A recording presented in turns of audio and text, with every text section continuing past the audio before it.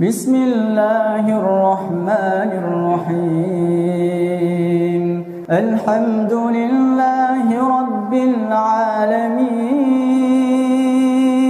Ar-Rahmanirrahim. Maliki yawmiddin.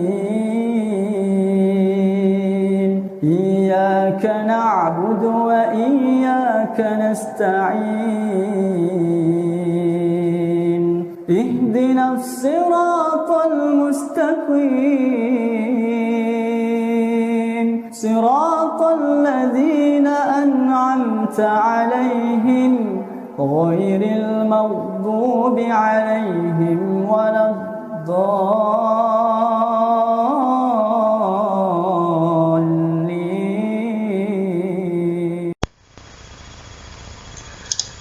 Assalamu ala manittaba'al huda. Pada pertemuan kali ini kita akan melanjutkan subbahasan kita, yakni penyesat dalam tema menapis wahyu di antara pena penyurat palsu. Pada uraian yang lalu saya sudah mengulas tentang peran aktif iblis laknatullah dalam menyesatkan Bani Adam, sejak dari Kabil sampai kepada Nabi Isa alaihissalam yang diutus untuk domba yang tersesat dari bangsa Israel. Dan oleh iblis laknatullah berhasil memasukkan rasa bangga dan congkak yang mencapai langit pada sebagian besar dari Bani Israel, sehingga mengucilkan Nabi Isa alaihissalam dan bahkan berusaha membunuhnya. Lalu pada pertemuan ini kita akan melanjutkan bahasan penyesat yang menjadi pelayan iblis untuk membawa manusia menyekutukan Allah Subhanahu wa ta'ala dan menyembah manusia fasik jadi sembahan. Ikhwan manittaba'al huda. Setahun kemudian, saat pemburu murid-murid ini berangkat ke Damsyik bersama rombongannya dengan bermodalkan surat kuasa untuk diserahkan kepada majelis Yahudi di Damsyik supaya mengizinkannya menangkapi murid-murid Yesua untuk dibawa ke Yerusalem. Dan inilah saat yang tepat untuk iblis beraksi dan memperdaya orang jahat ini dengan pancaran kilat cahaya dari langit, sehingga Paulus dan rombongannya jatuh ke tanah. Cara munculnya iblis ini sudah dikatakan oleh Yesua pada catatan Lukas 10 nomor 18. Lalu kata Yesus kepada mereka, "Aku melihat iblis jatuh seperti kilat dari langit." Lalu kemudian rombongan orang jahat ini mendengar suara yang intinya suara yang mereka dengar itu memperkenalkan dirinya sebagai Yesus. Akibat kilatan cahaya itu membuat Paulus tak bisa melihat, sehingga ia dituntun masuk ke dalam kota. Iblis ingin memperalat orang zalim ini menjadi pengikutnya untuk mempertuhankan si fasik yang disalib. Dan katanya ketika itu Paulus ini tidak bisa melihat sampai 3 hari. Maka untuk menguatkan orang jahat ini menjadi pelayannya, maka iblis pun memperdaya seorang tokoh di dalam kota, yakni seorang yang bernama Ananias.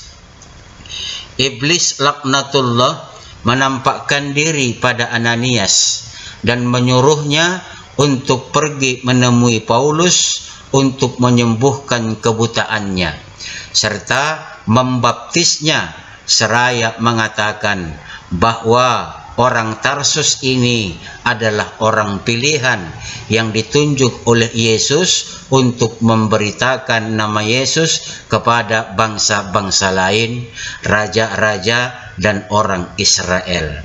Artinya bahwa apa yang dipahami oleh orang Israel maupun orang Goyim tentang Yesus yang sebenarnya adalah seperti yang akan diberitakannya, dan selainnya adalah salah.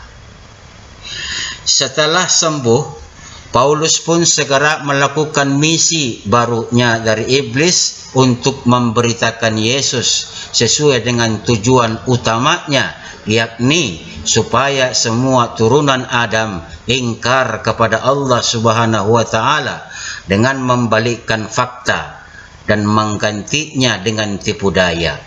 Iblis berkata pada Paulus pada Kisah Para Rasul 26 nomor 15 sampai 18. Akulah Yesus yang kau aniaya itu. Tetapi sekarang bangunlah dan berdirilah. Aku menampakkan diri kepadamu untuk menetapkan engkau menjadi pelayan dan saksi tentang segala sesuatu yang telah kau lihat daripadaku, dan tentang apa yang akan kuperlihatkan padamu nanti. Aku akan mengasingkan engkau dari bangsa ini dan dari bangsa-bangsa lain, dan aku akan mengutus engkau kepada mereka untuk membuka mata mereka supaya mereka berbalik dari kegelapan kepada terang dan dari kuasa iblis kepada Allah, supaya mereka oleh iman mereka kepadaku memperoleh pengampunan dosa dan mendapat bagian dalam apa yang ditentukan untuk orang-orang yang dikuduskan. Dan inilah yang Allah firmankan dalam Quran surah An-Nisa ayat 120. A'udzu billahi minasyaitonir rajim. Bismillahirrahmanirrahim. Ya'iduhum wa yumannihim wa ma ya'iduhumus syaitan illa ghurura.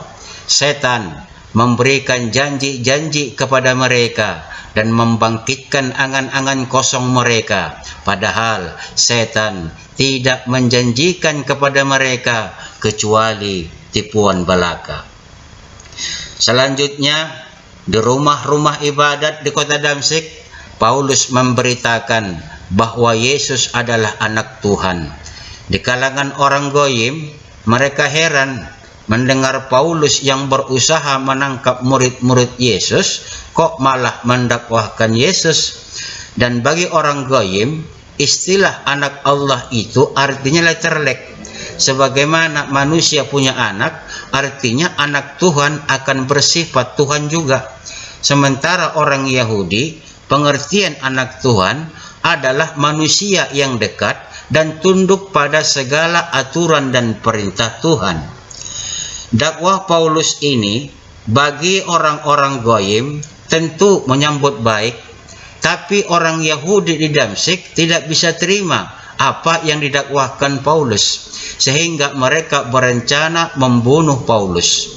Mereka menjaga pintu gerbang kota untuk menangkap Paulus, tapi para pembantu Paulus membantunya melarikan diri dari kota Damsyik di tembok kota dengan memasukkannya dari tembok kota dengan memasukkannya di dalam keranjang. Paulus kembali ke Yerusalem dan ingin bergabung dengan para murid-murid di sana. Paulus dan Barnabas menceritakan pertemuan Paulus dengan Yesus ketika perjalanan ke Damsyik dan mendakwahkan tentang Yesus di Damsyik. Bahkan Paulus dipenuhi mukjizat dan Roh Kudus. Tapi para murid menolaknya. Kenapa para murid menolak Paulus? Jawabannya, karena Yesua, guru mereka, telah mewanti-wanti mereka pada catatan Matius 24 nomor 23 sampai 32. Pada waktu itu, jika orang berkata kepadamu, lihat, Mesias ada di sini, atau Mesias ada di sana, jangan kamu percaya.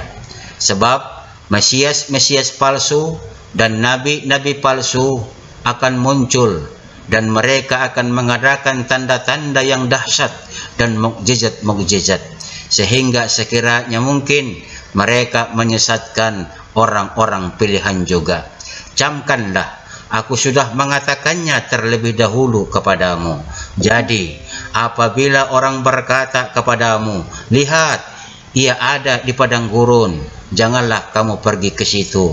Atau, lihat, ia ada di dalam bilik, janganlah kamu percaya. Sebab, sama seperti kilat, memancar dari sebelah timur dan melontarkan cahayanya sampai ke barat, demikian pula lah kelak kedatangan Anak Manusia. Di mana ada bangkai, di situ burung nazar berkerumun. Segera sesudah siksaan pada masa itu, matahari akan menjadi gelap dan bulan tidak bercahaya, dan bintang-bintang akan berjatuhan dari langit, dan kuasa-kuasa langit akan goncang. Pada waktu itu akan tampak tanda Anak Manusia di langit, dan semua bangsa di bumi akan meratap, dan mereka akan melihat Anak Manusia datang di atas awan-awan di langit dengan segala kekuasaan dan kemuliaannya. Dan ia akan menyuruh keluar malaikat-malaikatnya dengan meniup sangkakala yang dahsyat bunyinya, dan mereka akan mengumpulkan orang-orang pilihannya dari keempat penjuru bumi, dari ujung langit yang satu ke ujung langit yang lain. Di dalam Quran surah Az-Zukhruf ayat 61 dan 62 Allah berfirman, A'udzubillahi minasyaitonirrajim, Bismillahirrahmanirrahim. Wa innahu la'ilmuz lis-sa'ah fala tamtarunna biha wattabi'un hadza siratum mustaqim wala yasuddannakum asy-syaitan innahu lakum aduwwum mubin. Sesungguhnya dia Isa benar-benar menjadi pertanda akan datangnya hari kiamat. Oleh karena itu, janganlah sekali-kali kamu ragu tentang kiamat itu, dan ikutilah petunjukku, ini adalah jalan yang lurus. Jangan sekali-kali kamu dipalingkan oleh setan, sesungguhnya ia merupakan musuh yang nyata bagimu. Dan ketika Paulus datang bersama Barnabas, lalu menceritakan Paulus bertemu guru mereka dan telah mendakwahkan Yesus di kota Damsyik, para murid menolak mentah-mentah dan menganggapnya cerita omong kosong.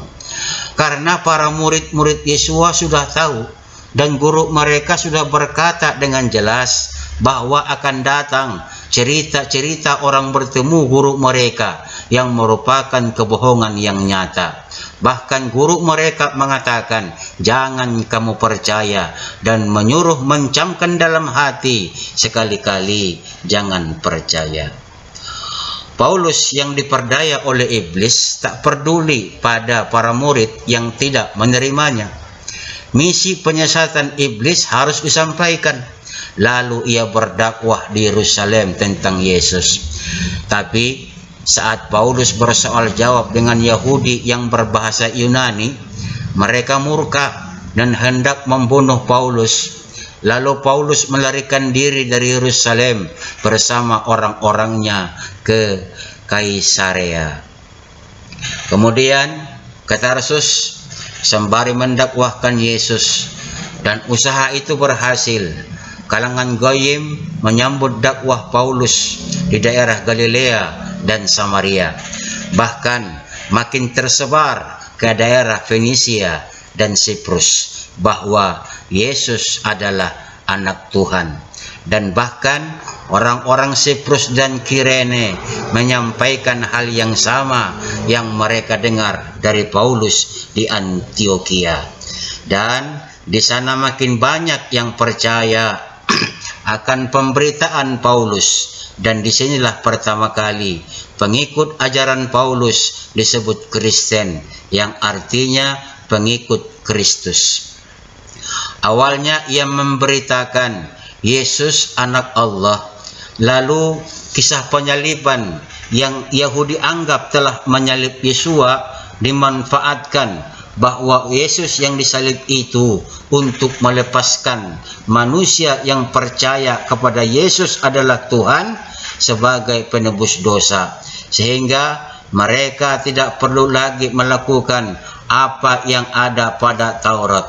Hal ini orang Yahudi yang tinggal di daerah Ikonium pun banyak yang ikut pemahaman Paulus ini.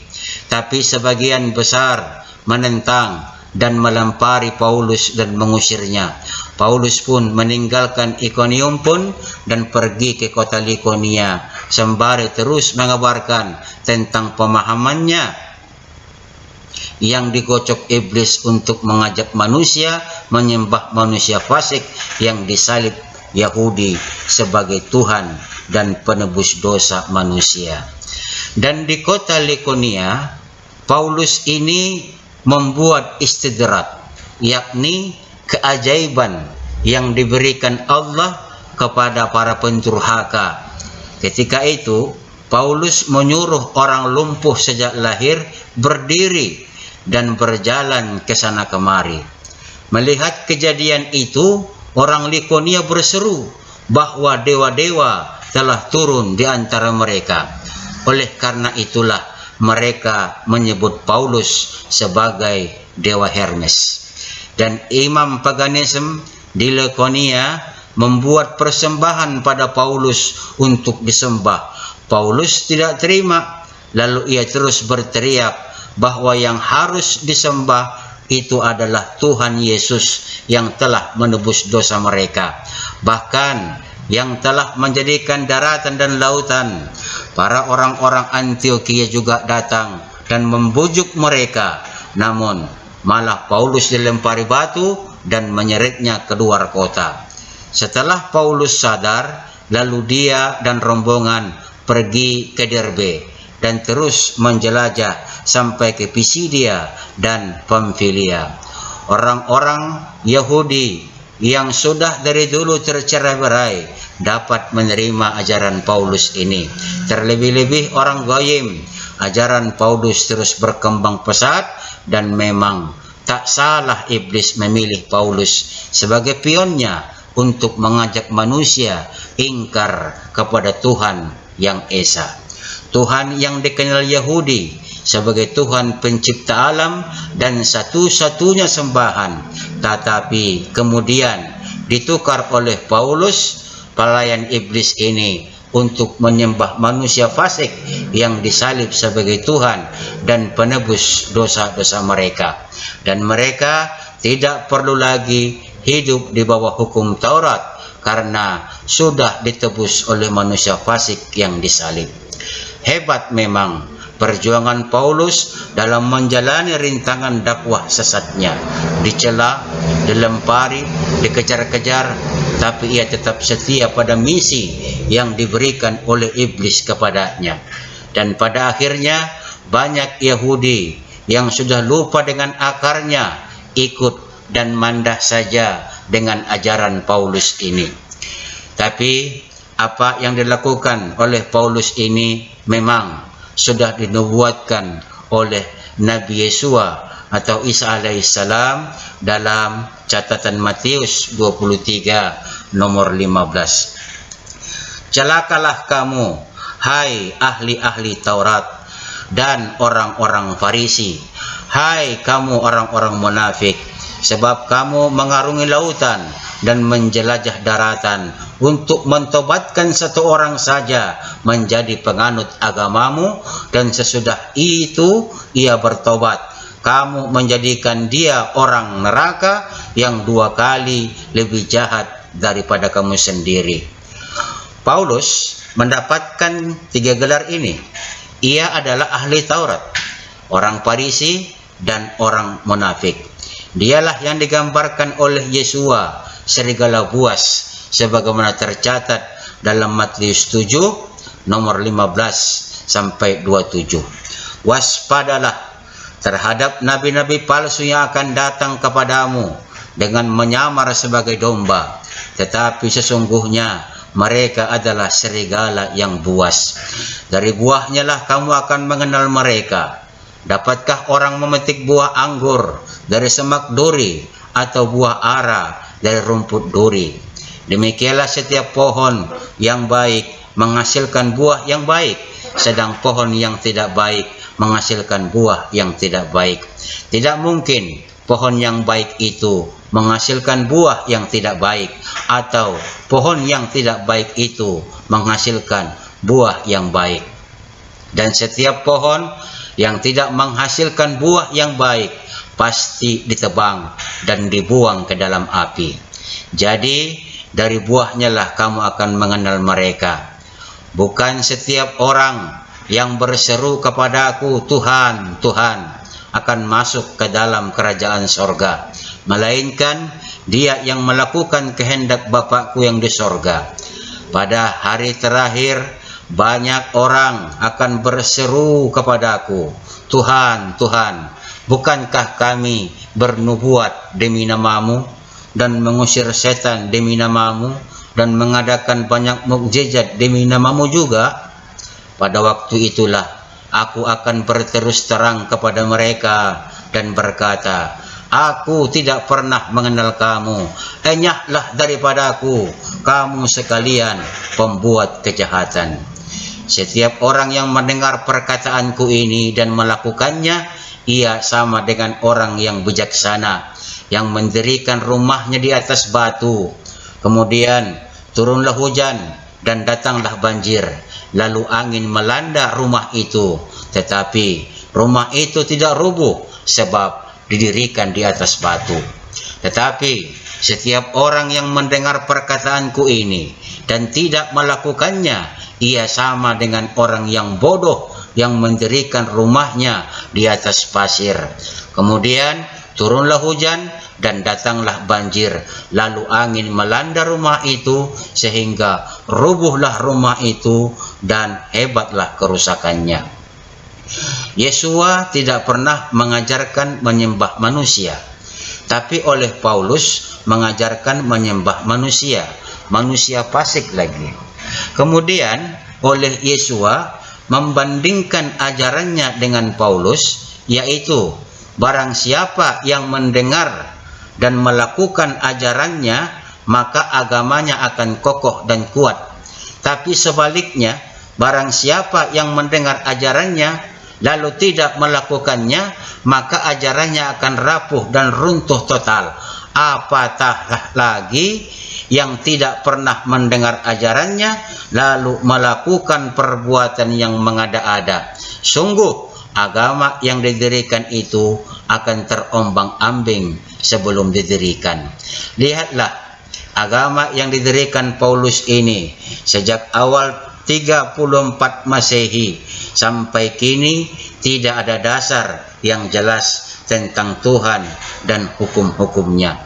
Semua berlandaskan kemauan dan hasil pikiran manusia. Lalu dalam 1 Yohanes 2 nomor 22, Yesus atau Yesua berkata seperti ini, siapakah pendusta itu? Bukankah dia yang menyangkal bahwa Yesus adalah Kristus? Dia itu adalah antikristus, yaitu dia yang menyangkal baik Bapa maupun Anak. Ikhwan manittaba'al huda. Hamasiyah bahasa Ibrani, Al-Masih bahasa Arab, Kristus bahasa Yunani. Pengertiannya adalah manusia yang diurapi oleh Tuhan. Paulus menyangkal Yesua sebagai Kristus. Oleh Yesua dikatakan sebagai pendusta dan antikristus.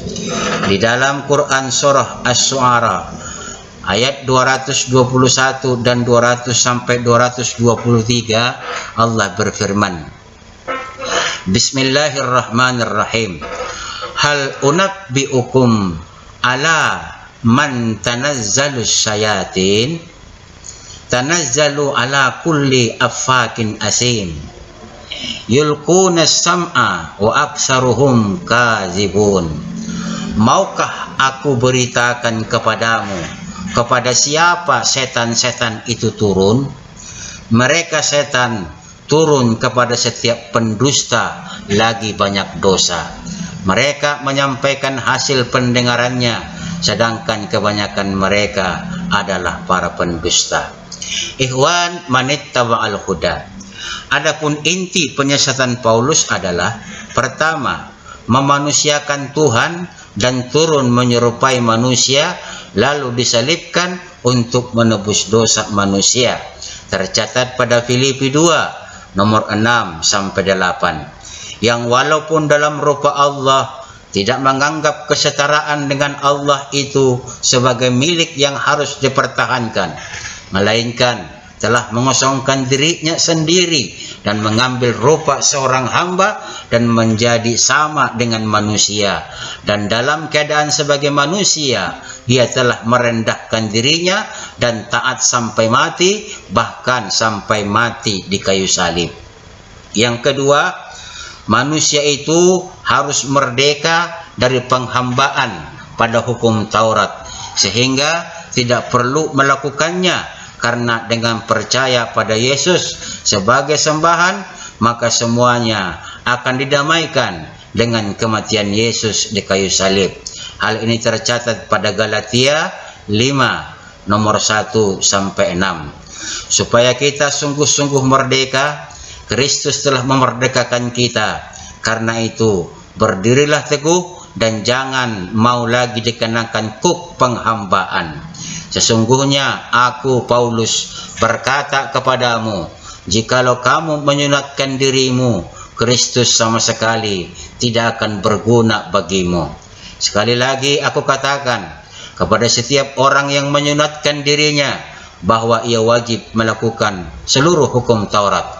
Kamu lepas dari Kristus. Jikalau kamu mengharapkan kebenaran oleh hukum Taurat, kamu hidup di luar kasih karunia. Sebab oleh roh dan karena iman, kita menantikan kebenaran yang kita harapkan.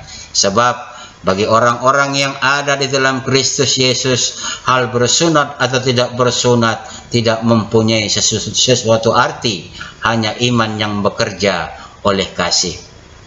Yang ketiga, penyaliban adalah dasar utama pengajarannya. Tercatat pada Roma 14 nomor 7 sampai 9. Sebab tidak ada seorang pun di antara kita yang hidup untuk dirinya sendiri, dan tidak ada seorang pun yang mati untuk dirinya sendiri. Sebab jika kita hidup untuk Tuhan, dan jika kita mati untuk Tuhan.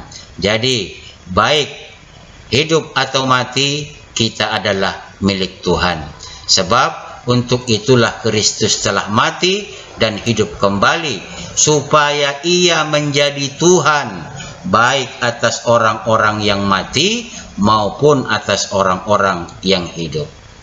Lalu yang keempat, menyebarkan ajarannya ke seluruh dunia dengan cara apapun. Hal ini tercatat pada Filipi 1 nomor 18. Tetapi tidak mengapa, sebab bagaimanapun juga Kristus diberitakan, baik dengan maksud palsu maupun dengan jujur. Tentang hal itu aku bersukacita, dan aku akan tetap bersukacita. Ikhwan manittaba'al huda.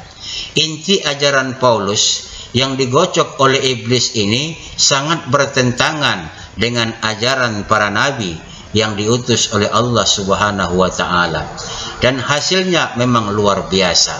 2 miliar lebih manusia berhasil dikristenkan dan menyembah manusia fasik yang ditunggangi iblis. Tapi qadarullah, kepesatan perkembangan Kristen yang didukung oleh Raja Adidaya Roma kala itu dan mengakuisisi saingannya, lalu memaksakan agama pagan ala prasangka Yahudi. Karena buku-buku Paulus dan 4 catatan yang lolos dikanosasikan, disatukan dengan terjemahan Taurat, Mazmur, dan kitab para nabi dalam bahasa Septuaginta, dipaksakan kepada wilayah-wilayah jajahan Romawi. Tetapi penyesatan ini hanya berlangsung 700 tahun, karena Allah Subhanahu wa Ta'ala mengutus nabinya yang mulia, yakni Nabi Muhammad Rasulullah Sallallahu Alaihi Wasallam, dan perkembangan Kristen pun macet. Karena agama yang dibawa oleh Rasul Muhammad atas wahyu Allah diperuntukkan untuk seluruh manusia dengan konsep ketuhanan yang jelas dan hukum yang universal, komprehensif, dan relevan dengan manusia sampai akhir zaman. Demikianlah pembahasan kita tentang subbahasan penyesat di dalam tema menapis wahyu di antara pena penyurat palsu. Mudah-mudahan apa yang disampaikan menambah wawasan pengetahuan bagi kita dan memberikan manfaat bagi kita untuk meraih kebenaran. Assalamu ala manittaba'al huda. اللهم إني أسألك بأني أشهد أنك أنت الله لا إله إلا أنت الأحد الصمد لم يلد ولم يولد ولم يكن له كفوا أحد.